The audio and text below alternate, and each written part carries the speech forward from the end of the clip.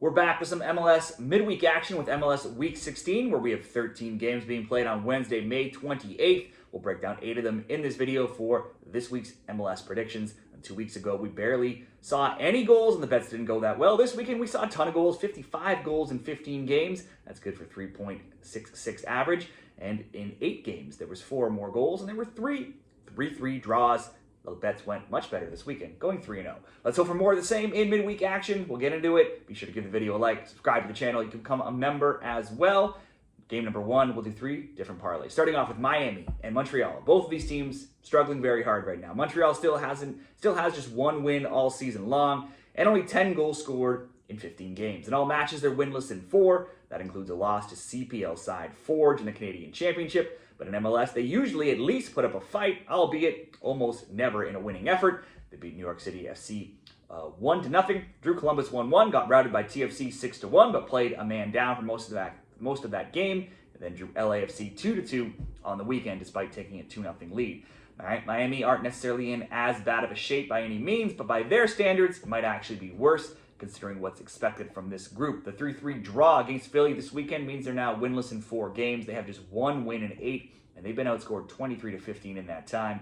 In a ridiculous stat here, they've given up 3 or more goals now in 4 straight, 3 or more goals in 6 of 7, 2 or more of 7 of 8. Getting a 3-3 draw doesn't paint the full picture this weekend, as they were down 3-1 until a late Messi free kick goal in the 87th minute, and an even later game-tying goal soon after. It was 2 high-scoring road wins last season when these teams met up, Montreal and then Miami, each winning 3-2 away from home. You would think Miami should win this game, but then all of their games have turned into shootouts, so let's just be safer and just ask Miami to score over 1.5 goals. Both pay about the same, Miami to score 2 or more, and Miami to win.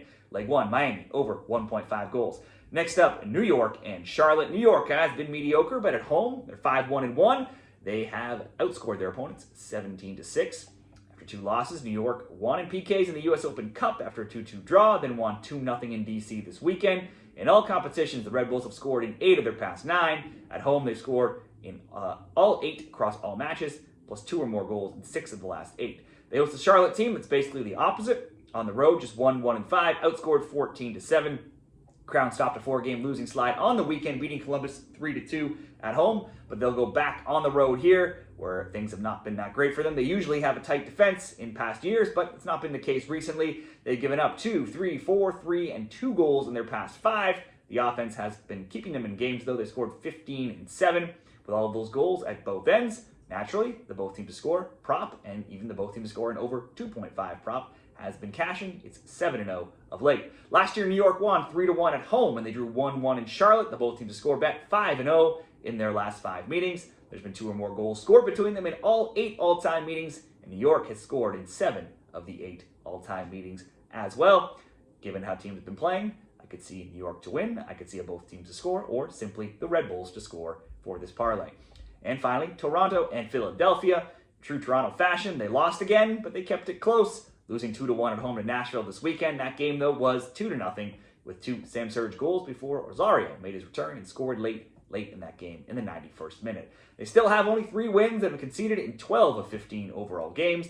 The Union went back and forth with Miami, ended level, drawn 3-3. They were up 3-1, though, in that game until late. They're undefeated now in 9 games at 7-2-0, outscoring opponents 22-10 in that time. Ty Baribo pulling away in the Golden Boot race with 13 goals. He has goals in 4 straight games and also 6 goals in those total 4 games, so he's certainly been a great bet in player props. Toronto wasn't bad versus Philly last year. They drew 0-0 in Philly, and they won 2-1 in Toronto.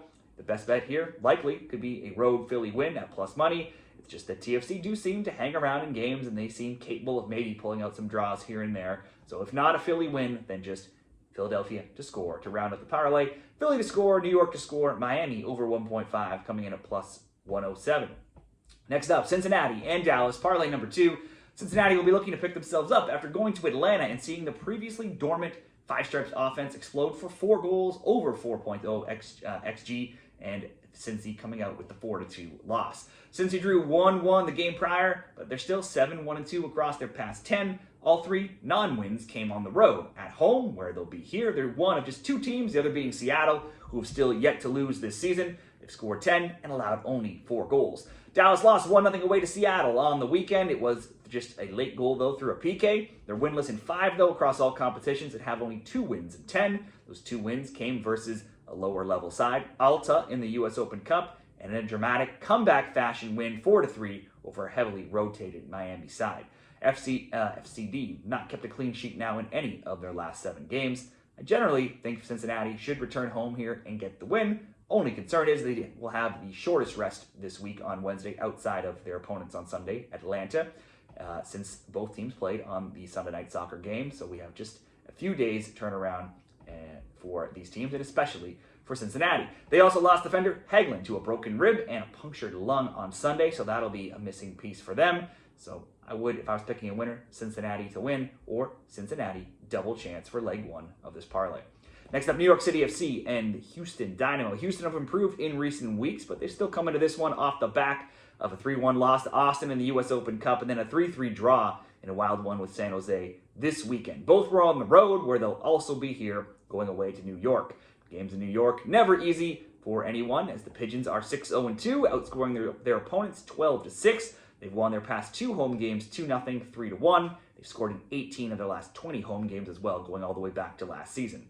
I like most New York City games to be good under bets. They're 9-6 to the under 2.5, and their games average just 2.2 goals per game. That's tied for the second fewest in the entire league. Houston, though, has found the back of the net in 6 straight and also in 11 of 12, and some of their games have been higher scoring of late. So if not both teams to score or an under, I'm just going to ask New York City to score for leg 2 of this parlay.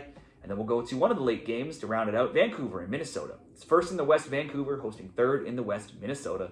These teams, to me, look hard to split. They've played 29 combined MLS games this season between them, and they've only suffered 4 combined losses, 1 for Vancouver, 3 for Minnesota. They've also only allowed 12 and 14 goals respectively. 26 goals allowed between them combined easily comes in under a goal per game when you combine their matches. Look at all MLS, all of MLS, and the Caps own the top defense. The Loons come in 3rd best in goals allowed. New England sitting in between them in 2nd. I'd like this to be a tight game, maybe a draw, or under 2.5, or under 3.5 in a parlay.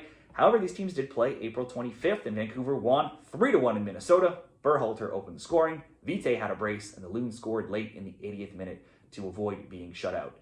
And with the Champions Cup coming up this weekend against Cruz Azul on Sunday, you'd have to expect some key Caps players to get the rest here, which could hamper in their offense. The Caps haven't lost a game in any match in 14. Minnesota has only 2 losses in 16. So if not an under, this could also be a good draw potential on its own for a good price. For this parlay, under 3.5 is what I'm going for. Vancouver and Minnesota. New York City FC to score. Cincinnati double chance coming in at -115. And finally, 2 late games, 2-game parlay. Seattle, San Diego. It's 5th Seattle hosting 2nd San Diego in the West. It's also a rematch of an April 5th matchup that saw San Diego dominate in California, winning 3-0 and scoring all 3 of their goals in the first half. San Diego lost 3 straight after that win, but now they've gone 4-1-0. It was seconds away from a 1-1 draw with Galaxy this weekend before Chucky Lozano grabbed a winner off a disastrous LA Galaxy turnover deep into stoppage time for San Diego to get that win.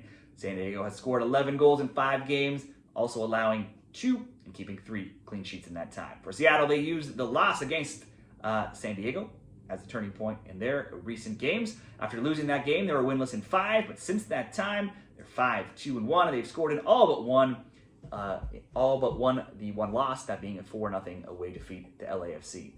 Seattle, along with Cincinnati, are the only teams who have yet to lose at home. The Sounders are 4-2-0 at Lumen Field, outscoring opponents 15-5. I would expect them to get on the score sheet here. We're just going to use a simple Sounders goal to pair up with second leg of this parlay. LA Galaxy and San Jose Earthquakes. The Cali Clasico, always one of the highest scoring rivalries every single season. Last year, LA swept aside San Diego, winning 3-1, 4-3, 3-0 in MLS, and then again 2-1 in the League's Cup. There's now been 3 or more goals in 11 straight games between them.